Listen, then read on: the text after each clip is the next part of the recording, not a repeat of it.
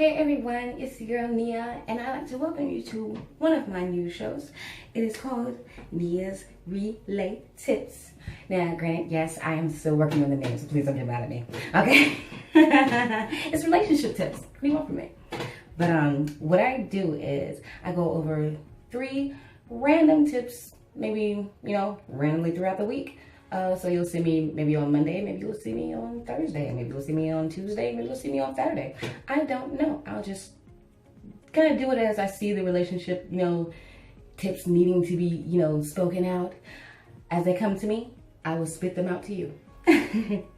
So I'm going to give you 3 tips. It's going to help you, hopefully help you. If these tips, these are really kind of the basic ways to truly find out, number one, if the person really cares about you, if you're important by any means, if you have a voice in your relationship, and if you just straight up might need to end that shit. But so for today's first video of Relationships, the first tip is be able to admit when you're wrong. I know it's hard. I know everybody hates it. But I, for one, have grown to a certain place in my life where I don't care if I was wrong. I care that I can fix it, I can change it, I can be better. That's all I care about. I'm the first person that will admit that I am wrong. I don't need anyone else to tell me.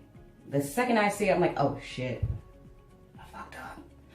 But a lot of people have really big issues with that, and that's a huge issue in the relationship, is being able to admit you're wrong. Because if you can't admit you're wrong, that means you don't see anything wrong with what you're doing to either someone or just something or just period or in general. If you can't admit or acknowledge it, that means if you should ever happen to apologize for it, you're pretty much lying because you don't know what you're apologizing for. So therefore there is no barrier to keep you from, doing it again. So be able to admit when you're wrong. Or just when you've messed up. Oh shit, I fucked up. Brush it off. Learn something. Cool. That's all you gotta do. Put the feelings behind you. Put that pride down below. And just suck it up. Real talk. Suck it up. I was wrong. Fuck. There you go. Woo. Feel better.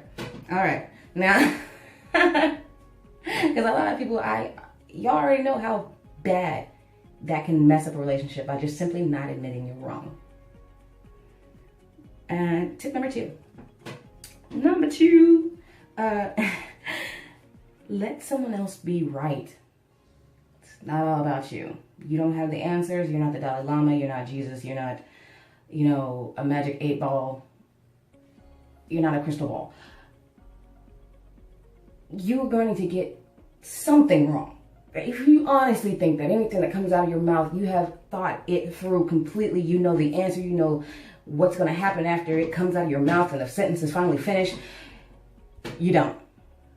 Because not everyone knows how the other person is going to react. So just let them speak.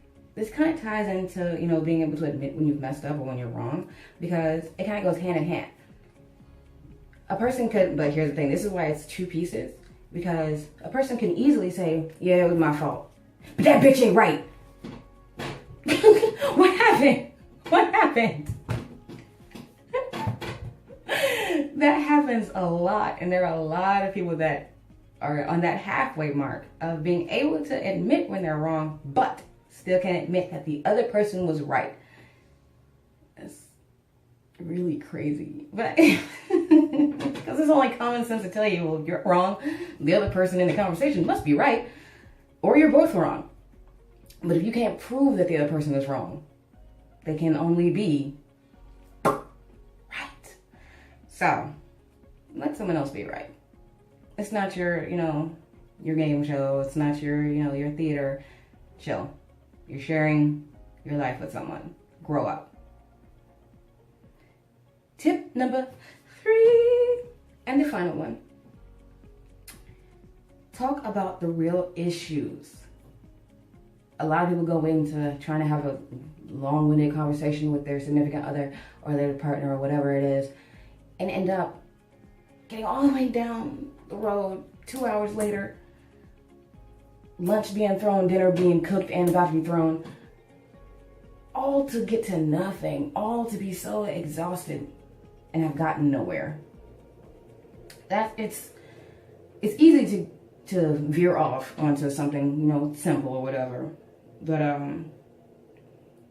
people tend to, I guess one of the first holdups would be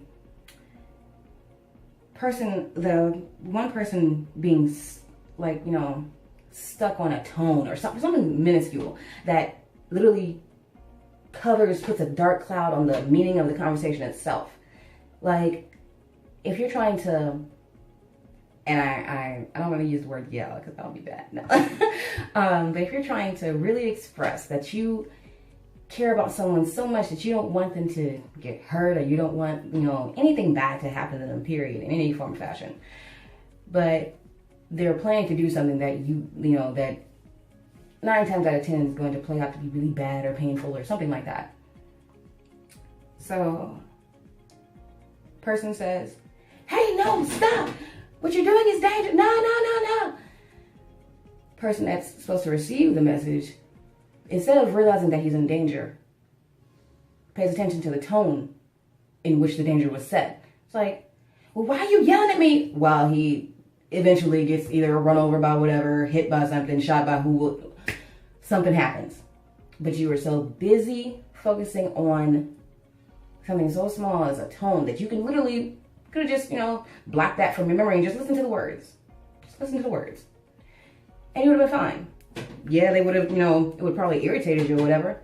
But guess what? You got the message. Now you can, not only have you have the message, yeah, you can express to the person, hey, I'm grateful that, you know, you helped me out. Yo, just calm it down a little bit. Don't let it, you know, completely destroy your whole entire mood. Like, man, that bitch sitting there yelling at me. Now I'm gonna think about that hoe all day. Like, sorry, not hoe. But but just try not to get stuck on the small things, because he'll spend that entire conversation talking about, well, why are you yelling at me? Da da da. I ain't yelling at you. I just wanted you to be safe. I'm sorry. I was too passionate. Now, granted, don't use passionate as a means to justify actually yelling at someone, just wanting to yell at them and not talking with them. Don't use my shit.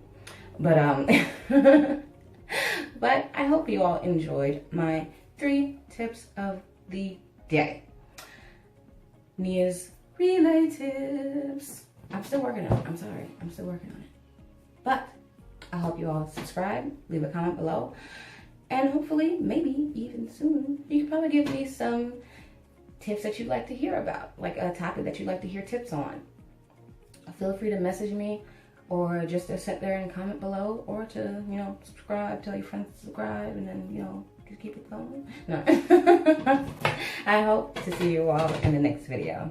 I love you all. Nia's out.